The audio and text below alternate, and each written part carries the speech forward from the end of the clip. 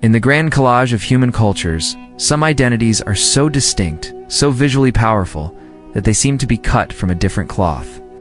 For 500 years, the Sikh people of the Punjab have been one such group. Their identity, symbolized by the turban and the warrior's steel, is unmistakable. This powerful distinction raises a fundamental question, a puzzle that lies at the heart of their origins. Is there a biological basis for this uniqueness? A secret bloodline? A specific genetic signature that separates the Sikhs from the myriad of other groups in the region? This is the 500-year-old genetic mystery of the Sikhs. To solve it, we must first journey into the very code of life itself. Before we can look for a unique gene, we must first understand the genetic landscape of the Punjab. Think of this region not as a single place, but as a historical superhighway. For at least 9,000 years, waves of humanity have washed over it. First, ancient farmers from the Iranian plateau mixed with the indigenous hunter-gatherers who had been there for millennia. Together, they laid the foundation for the great Indus Valley civilization. Then, around 4,000 years ago, Indo-European-speaking pastoralists from the Central Asian steppe arrived, bringing new languages and genes. They were followed by Persians, Greeks, Kushanas, Huns, Turks, and Afghans. The Punjab is not a gene pool, it's a genetic ocean, a complex mixture of West and South Asian DNA. So, the first logical step in our investigation is to search this genetic ocean for a unique island. Scientists can do this by tracing paternal lineages through the Y chromosome and maternal lineages through mitochondrial DNA. If the Sikhs emerged from a distinct ethnic stock, we would expect to find a dominant haplogroup, a sort of ancestral clan marker, as common among them but rare in their neighbors. However, when researchers have conducted these analyses, the data consistently reveals a startling conclusion. The colored dots representing Sikh individuals don't form their own separate cluster. Instead, they land directly on top of the clusters for other Punjabi communities, whether Hindu or Muslim, from both India and Pakistan. Their paternal DNA is a mosaic. It contains lineages linked to the steppe Aryans, to the farmers of West Asia, and to the most ancient peoples of the subcontinent. There is no single Sikh founding father in the genetic record. The science is unequivocal. This forces us to reframe our entire investigation. The mystery is not what is in their DNA. The real mystery is why their identity became so powerful despite their DNA being a reflection of the region. If the answer doesn't lie in genetics, we must look for it in the forces of history and in the revolutionary power of a new idea. Our story begins in the late 15th century. It was a world of walls, both visible and invisible. The Delhi Sultanate, a Turco-Afghan Islamic dynasty, ruled over a majority Hindu population. Society was fractured by religion and stratified by the ancient Hindu caste system, which dictated a person's profession, social standing, and very worth from birth. Into this divided world, new spiritual currents were flowing. Muslim Sufi mystics and Hindu Bhakti saints were challenging religious dogma, emphasizing personal devotion over rigid ritual. As the Sikh writer Khushwant Singh memorably put it, Sikhism was born out of wedlock between Hinduism and Islam. It drew from these reformist movements, but it would synthesize them into something far more radical.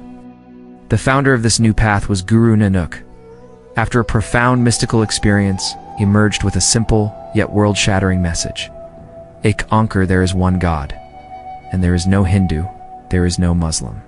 He taught that all human divisions, caste, creed, gender, were illusions blocking humanity from the universal truth.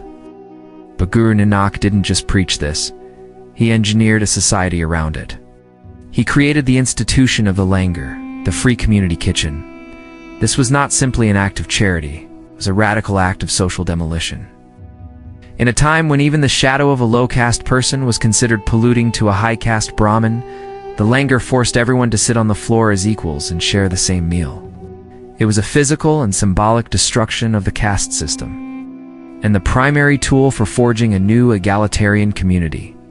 This revolutionary equality was so potent that even the Emperor of India, Akbar the Great, submitted to it. On a visit to the third guru, he was informed that he must first eat in the langar before being granted an audience. And so, one of the most powerful men in the world sat on the floor with peasants and ate as their equal. It was a golden age of mutual respect, but it was not destined to last. The peace was shattered in 1606. Emperor Jahangir, less tolerant than his father, grew suspicious of the Sikhs' growing influence. Accusing the fifth guru, Arjan Dev, of aiding a rebellious son, he ordered his arrest and execution. It was a defining act of state brutality. According to tradition, Guru Arjan was martyred by being made to sit on a burning hot griddle. This event was the catalyst. It taught the nascent Sikh community a brutal lesson. To survive, spiritual strength had to be matched by martial strength. Guru Arjan's son and successor, Guru Hargobind, responded by transforming the faith. At his succession, he famously wore two swords, one for Piri, spiritual authority, and one for Miri, temporal authority.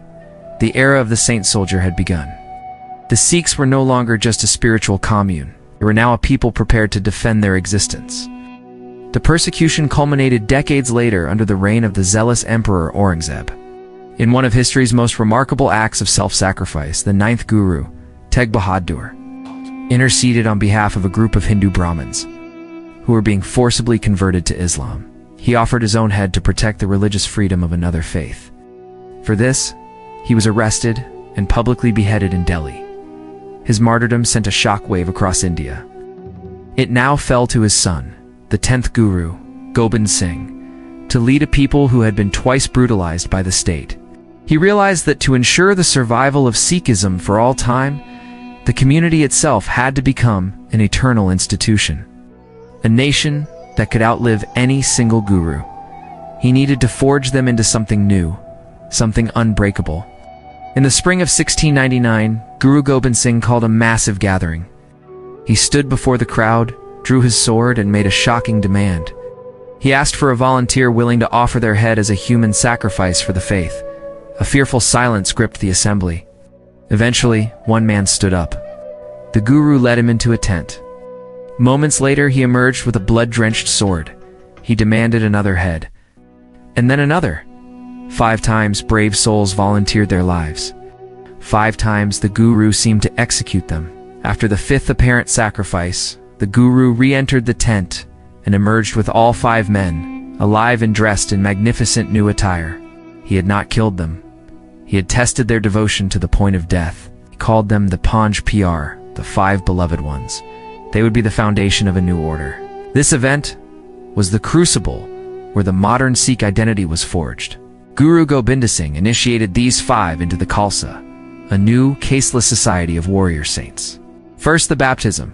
He administered Amrit, sweetened water stirred with a double-edged sword, symbolizing the blend of compassion and martial strength. Second, the new identity. He abolished their caste-based surnames, giving all initiated men the name Singh and all women Kaur. In one stroke, he erased centuries of social hierarchy. Third, the uniform. He mandated the 5 Kazan-cut hair, a comb, a steel bracelet, soldier's undergarment, and a ceremonial dagger. This was not just a dress code. It was a uniform that made the Khalsa instantly recognizable and publicly accountable for their actions. They could no longer hide. This was not a gradual evolution. It was a deliberate, revolutionary act of nation-building. Guru Gobind Singh had created a self-sustaining, sovereign community bound by a common code and a visible identity, designed to withstand persecution and outlive its leaders. And so, we arrive at the solution to our 500-year-old mystery. The unparalleled distinctiveness of the Sikh people does not come from a unique genetic marker or a separate bloodline. It comes from one of the most extraordinary processes of social and spiritual engineering in human history. The raw material was the diverse gene pool of the Punjab. The catalyst was brutal persecution, and the forging was a deliberate act of genius, creating a new people based not on what was in their veins, but on the ideals they held in their hearts. The Sikhs built a fortress, but it was not a fortress of genetics. It was a fortress of belief, defended by a brotherhood of lions and princesses. Their story is a powerful testament to the idea that the strongest identities are not the ones we are born with, but the ones we consciously choose to build.